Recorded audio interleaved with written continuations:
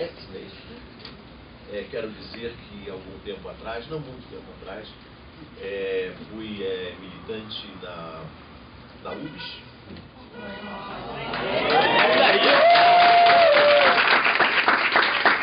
Onde fui fragorosamente derrotado.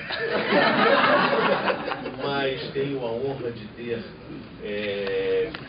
juntado minhas parcas forças com os alunos do Colégio Pedro II no Rio de Janeiro, que é um tradicional colégio, um colégio fundado... Muito baixo. Está muito baixo? Baixo. Um colégio fundado por Pedro II, portanto um colégio antigo, e que sempre reuniu a camada, digamos, da classe média menos favorecida do Rio de Janeiro. Eu era de um pequeno colégio chamado Colégio de Aplicação, e nós fomos primeiro para o congresso da UMES, União Metropolitana, que naquele tempo o Rio era chamada União Metropolitana, e depois fomos para a UBS e lutamos contra as chamadas forças do atraso, já que agora se citou o Serra. E fomos derrotados. Mas em compensação namoramos moças belíssimas.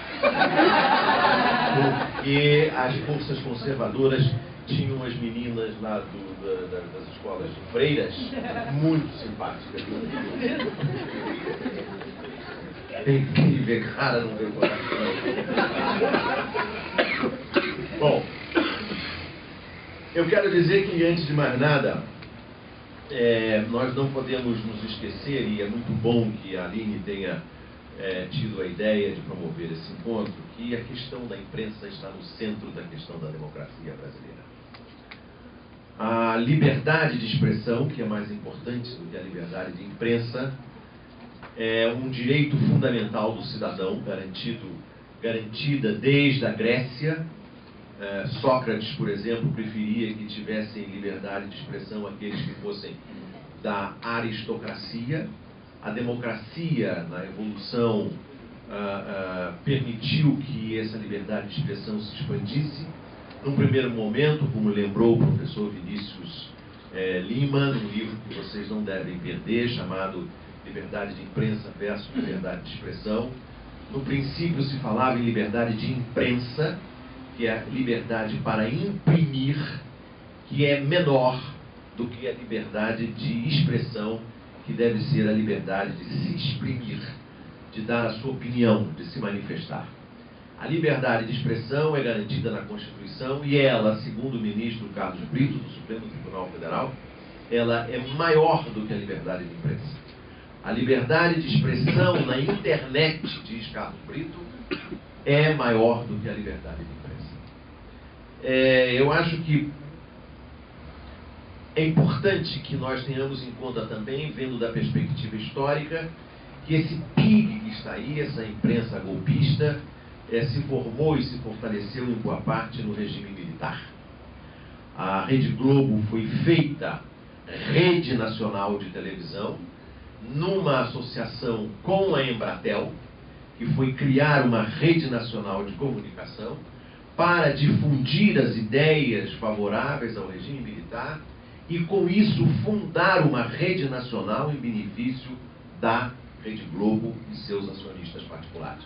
Foi uma simbiose de interesses em que a formação de uma planta nacional de distribuição de informação em áudio e vídeo no país inteiro, a Embratel se orgulhava de chegar ao país inteiro, era também, na verdade, um processo de massificação e de alcance maciço do poder de uma empresa privada. A Globo ajudou os militares ajudaram a Globo. Essa é historicamente, concretamente, a razão pela qual a Globo pôde capitalizar-se e sufocar qualquer alternativa que a ela se propusesse. Houve um episódio que eu acompanhei pessoalmente, como jornalista na época do Jornal do Brasil, que agora vai ter a sua última edição impressa, breve. A certa altura, quando quebrou, no governo Figueiredo, quebrou a rede associada, que vinha numa longa agonia, desde que o Assis Chateaubriand montou lá atrás, quando quebrou a rede associada, o governo Figueiredo teve a ideia de dividir a rede associada, que era tão grande, em duas. era uma ideia, na verdade, do Golbery, que queria criar alguns mecanismos para contrabalançar o poder da Globo já naquela época. E o Roberto Marinho, dono da Rede Globo, conseguiu, na licitação para ficar com o espólio do Saci Chateaubriand, com o espólio associado, ele conseguiu fazer com que as duas redes remanescentes ficassem na mão do Silvio Santos e da TV Manchete, que quebrou da Globo, que foi o melhor resultado que podia haver para o Roberto Marinho, dado que o Silvio Santos fez durante muitos anos uma campanha dizendo que ficava muito feliz com o segundo lugar. É importante ter essa perspectiva histórica para nós sabermos de onde vem esse poder. Esse poder não vem da livre competição. Esse poder não vem do jogo livre do mercado, em que os melhores se sobressaem em relação aos piores. Não. Esse jogo nasce de um processo de privilégio. E antes, e mais do que ser empresário, o Roberto Marinho era um administrador de fundos públicos. A tal ponto, e vou fazer de novo essa digressão, porque isso me foi contado pelo ministro do governo Costa e Silva, que fez isso. Quando o governo Costa e Silva decidiu que o Roberto Marinho tinha que vender, tinha que comprar as ações do grupo Time Life, vocês devem saber que a Globo foi fundada numa associação do grupo americano Time Life, que na época era um dos maiores grupos empresariais de mídia dos Estados Unidos, de um sujeito chamado Henry Luce, um conservador radical, um republicano furioso.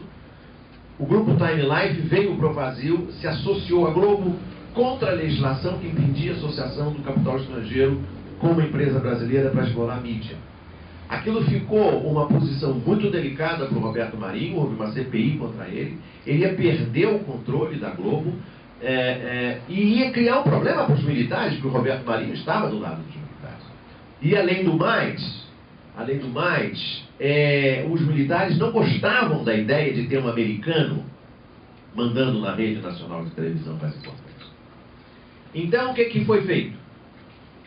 Isso é um episódio que certamente será contado num livro que vem por aí sobre a história do PIG, de autoria do Paulo Henrique Amorim.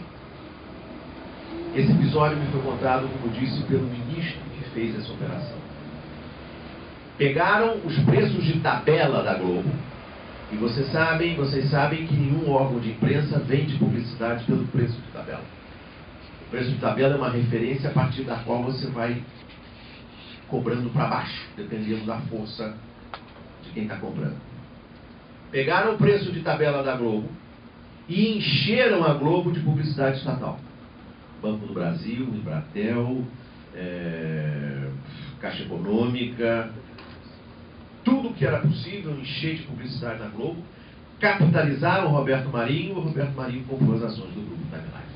Ou seja, nós demos o controle da Globo, que era dividido com o grupo americano Time Life.